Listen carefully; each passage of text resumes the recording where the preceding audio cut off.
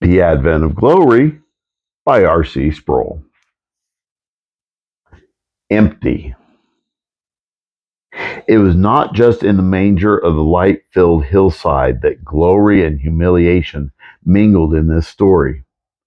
It's customary at Christmas to speak about the depths of the humiliation of Jesus' birth, the poor circumstances, and the fact that he was born incognito to peasants. We stress the humiliation and the poverty in which Jesus was born. In other words, we tend to focus on what Jesus came to. We almost never examine the question of where Jesus came from. Jesus answered that question when he said, "No one has ascended into heaven except he who descended from heaven." John 3:13. The truth is, Jesus did not come from Bethlehem.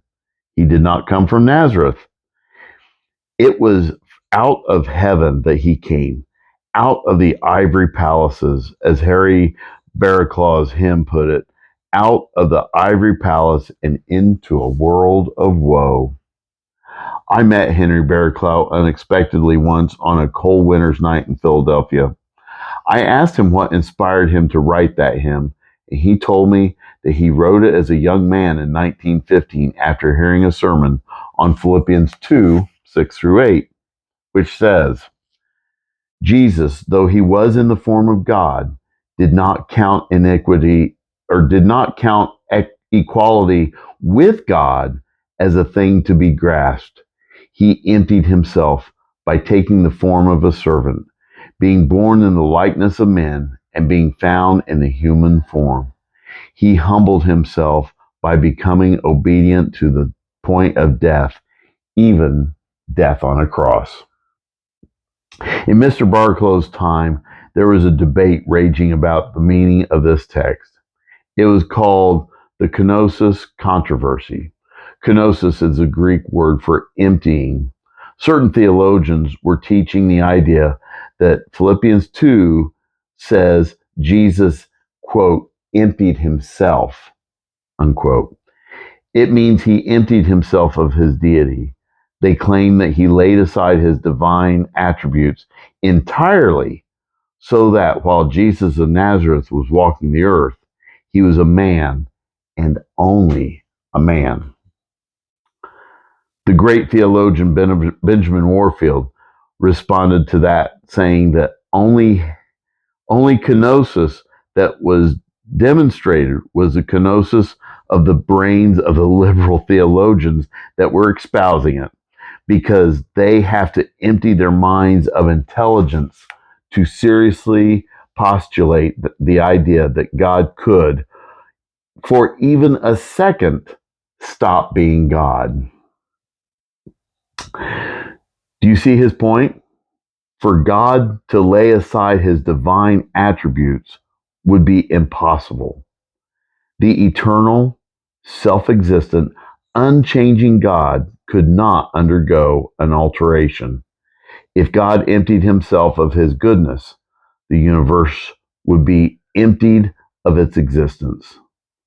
For it is in him that we live and move and have our being. Acts 17:28. So if Jesus did not lay aside his deity, what did he empty himself of? It wasn't his divine nature. It wasn't his omniscience. It wasn't his omnipotence. It wasn't any of those attributes that God had laid aside. When Jesus emptied himself, he chose to take on our humanity, to use not his divine glory and privilege and prerogatives to advantage himself, but to serve others.